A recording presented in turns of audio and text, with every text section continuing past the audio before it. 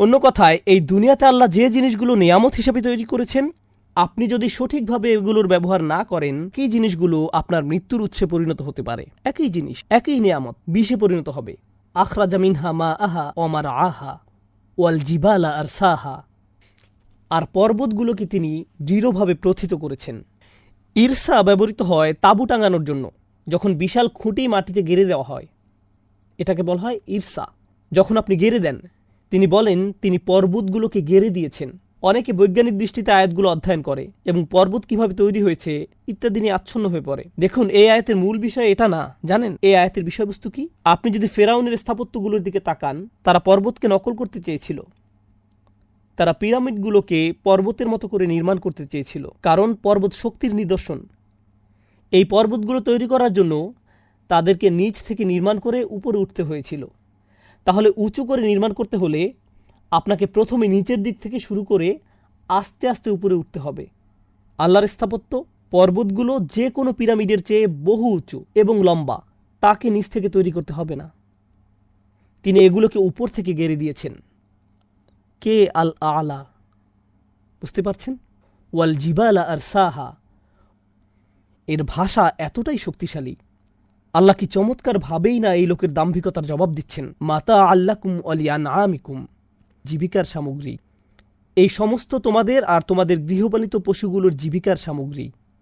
ফাইদা জাআতিত তাম্মাতুল কুবরা, অতঃপর যখন মহাসংকট এসে যাবে। আল কুবরা শব্দটি দ্বিতীয়বার আসলো। ফাআরাহুল আয়াত আল কুবরা, ফাইদা জাআতিত তাম্মাতুল কুবরা। কেন?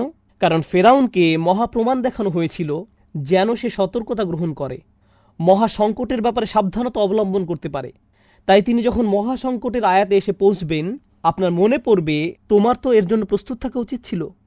ফাআরাহুল আয়াত আল কুবরা ইয়াউমা ইয়াতাযাক্কারুল ইনসানু মা সাআ, সেদিন মানুষ স্মরণ করবে যা কিছু করার জন্য সে জোর প্রচেষ্টা চালাতো। আবার লক্ষ্য করুন, সাআ দ্বিতীয়বারের জন্য আসলো। আগে বলা হয়েছে সুম্মা আদবারা ইয়াসআ। এখানে আল্লাহ আমাদেরকে মনে করিয়ে দিচ্ছেন সেসব মানুষের প্রচুর ক্ষমতা ছিল, যা ইচ্ছা তাই করার পেছনে ছুটত। এখন তারা মনে করবে তারা ভুল সব জিনিসের পেছনে ছুটেছিল। তুলনাটা ফেরাউনের সাথে করে বোঝানো হয়েছে। অবুররিজাতিল জাহিমু লিমান ইয়ারা, এটা এত চমৎকার। আর জাহান্নামকে প্রকাশ করা হবে তার জন্য যে দেখতে চায়। প্রসঙ্গত, আমরা কি জাহান্নাম দেখতে চাই? না। যেটা দেখা দরকার ছিল তা হলো আল্লাহর রসুল তোমাদের সামনে যা উপস্থাপন করেছিলেন। ফাআরাহুল আয়াত আল কুবরা, তিনি তোমাদের কাছে এসেছিলেন যেন তোমরা সবচেয়ে বড় নিদর্শন দেখতে পারো। এটাই তোমরা দেখতে চাওয়া উচিত ছিল, যেন তোমাকে জাহান্নাম দেখতে না হয়। কারণ তুমি যদি এই নিদর্শনগুলো দেখতে না চাও, তোমাকে জাহান্নাম দেখতে হবে। একটা না একটা তোমাকে দেখতেই হবে। অবুররিজাতিল জাহিমু লিমান ইয়ারা। এরপর আল্লাহ বলেন ফাআম্মা মান তাগা ওয়া আসারাল হায়াতাদ দুনিয়া ফাইন্নাল জাহিমা হিয়াল মাওয়া। যে দুনিয়ার জীবনকে প্রাধান্য দিয়েছে তার আশ্রয়স্থল হলো জাহান্নাম। তার আশ্রয়স্থল হলো জাহান্নাম। এখানে আশ্রয়স্থল শব্দটির প্রয়োগ অসাধারণ। প্রথমে তিনি বলছেন যে এই দুনিয়ার জীবনকে প্রাধান্য দেয়। এখানে আশ্রয়স্থল শব্দটির প্রয়োগ অসাধারণ। প্রসঙ্গত, আমাদের তো উভয় জীবনকে প্রাধান্য দেওয়ার কথা, আখিরাতকে দুনিয়ার উপর নয়। আমাদের তো দুনিয়ার সেরাটা এবং আখিরাতেরও সেরাটা চাওয়ার কথা। রব্বানা আতিনা ফিদ দুনিয়া হাসানা ওয়া ফিল আখিরাতি হাসানা। আপনার তো উভয় জগতের মধ্যে ভারসাম্য রাখার কথা। ঠিক এই সূরায় উপস্থাপিত চিত্রগুলোর মতো সবকিছু এখানে দ্বৈত দ্বৈত দ্বৈত। এই আয়াতে এসে পৌঁছার পর জাহিমে অর্থাৎ জাহান্নামে সে আশ্রয়স্থল খুঁজে পাবে। সূরার শুরুতে ডাকাতদের আক্রমণের একটা চিত্র আঁকা হয়েছিল। ডাকাতের আক্রমণ হলে আপনি কোথায় যেতে চাইবেন? একটি আশ্রয়স্থল খুঁজবেন। আজ এই মানুষগুলোর কোনো আশ্রয়স্থল থাকবে না। তাদের জন্য বিচার দিবসের পর আশ্রয় নেওয়ার জায়গাটা হবে বিচার দিনের ভয়াবহতার চেয়েও বহু গুণে ভয়ানক। ওয়া আম্মা মান খাফা মাকামা রাব্বিহি ওয়া নাহান নাফসা আনিল হাওয়া, যে স্বীয় রবের সামনে দাঁড়ানোকে ভয় করে। আল্লাহ এমন ধরনের ভাষা এখানে ব্যবহার করলেন কেন? তিনি বলতে পারতেন খাফাল্লাহ, যে আল্লাহকে ভয় করে, কিন্তু তিনি বলছেন যে তার রবের সামনে দাঁড়ানোকে ভয় করে। রব শব্দটি কি প্রথমবারের মতো ব্যবহার করা হচ্ছে? না। ফেরাউন বলেছে আনা রব্বুকুমুল আলা। ফেরাউন সম্পর্কে ভাবলে একটা বিষয় মাথায় আসবে। ফেরাউন বলেছিল লাআল্লি আত্তালিউ ইলা ইলাহি মূসা, তোমরা কেন আমার জন্য একটি টাওয়ার নির্মাণ করছো না? আমি আকাশে উঠব এবং গিয়ে মূসার রবের সাথে কথা বলতে চাই। সে আল্লাহ সুবহানাহু ওয়া তাআলার সামনে গিয়ে মুখোমুখি দাঁড়াতে চায়। সূরার শেষাংশে আল্লাহ বললেন যে তার রবের সামনে দাঁড়ানোকে ভয় পায়। মান খাফা মাকামা রাব্বিহি ওয়া নাহান নাফসা আনিল হাওয়া, এবং নিজেকে কামনা বাসনা থেকে নিবৃত্ত রেখেছিল। ফা ইন্নাল জান্নাতা হিয়াল মাওয়া, তখন জান্নাত হবে তার আশ্রয়স্থল। প্রসঙ্গত, কোরআনে আর কোনো জাতিকে, আমার জানা মতে আর কোনো জাতিকে জান্নাত হিসাবে অভিহিত করা হয়নি একমাত্র ফেরাউন ছাড়া। কাম তারাকু মিন জান্নাতিন ওয়া উয়ুন, হো মাই গড, ওয়া নি'মাতিন কানু ফিহা ফাকিহিন, আর নানা বিলাস সামগ্রী যাতে তার আনন্দ উপভোগ করত।